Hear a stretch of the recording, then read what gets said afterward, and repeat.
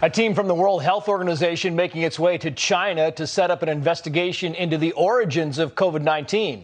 President Trump and Secretary Mike Pompeo have both said evidence suggests the virus originated in a Wuhan lab, an allegation Chinese officials have vehemently denied.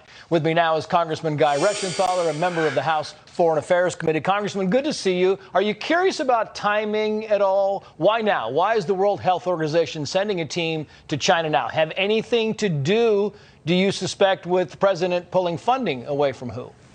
Trace, thanks for having me on, first off, but think about it. Less than 72 hours ago, the president pulled funding, or at least told the UN that we were going to pull out of the World Health Organization to the tune of $400 million being directed by the United States, not the World Health Organization. So I think this investigation is a little too late. And at the end of the day, we know what's going to be in this report. The World Health Organization is going to report exactly what the CCP, the Chinese Communist Party, allows it to report.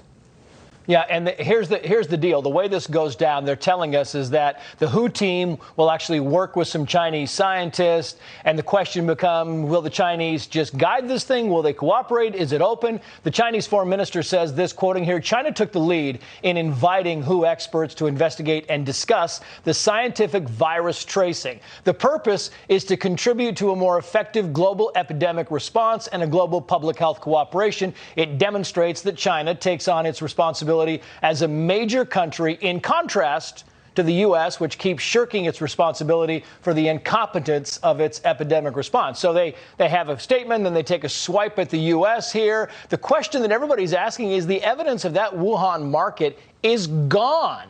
There's no evidence. So how do you conduct a study when you do not have the evidence to conduct it with? Well, Trace, allowing the World Health Organization to investigate China is like having El Chapo investigate the Mexican drug cartels. It's absolutely laughable. And let's get one thing straight. They're saying this is going to be an envoy or a team of scientists. The World Health Organization is sending two scientists that are going to be supervised by the Chinese Communist Party the entire time they're in Wuhan. And we do know that the Chinese have not handed over documents. A lot of the evidence has gone missing conveniently. So I think that, again, at the end of the day, the World Health Organization is going to report whatever the Chinese Communist Party tells them to report. And Trace, we know the World Health Organization is continuing to perpetuate these lies. They still have information on their webpage that the Chinese reported this disease first. That's not true. They learned about it from American web pages. The World Health Organization continued to parrot Chinese talking points, saying this didn't spread person to person for months. I'm wondering, if you look at big picture, the whole thing, the totality of our relationship with China and the acrimony that appears to be building in, and now China comes out and says they want nothing to do with the trilateral talks with Russia and with the United States concerning maybe limiting nuclear weapons. What do you make of the relationship going forward between the United States? Are we inching toward another Cold War?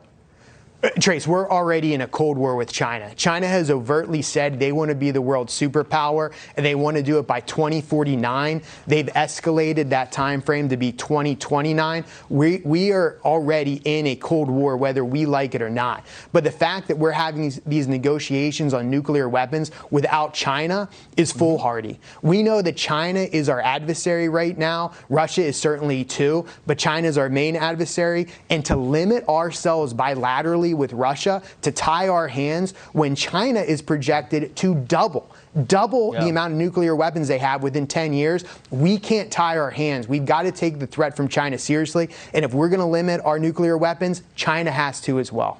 And then you toss in the Chinese crackdown of Hong Kong, and it gets a little bit dicey going forward. Congressman Reschenthaler, thank you for joining us, sir. We appreciate it. Thank you, Trace.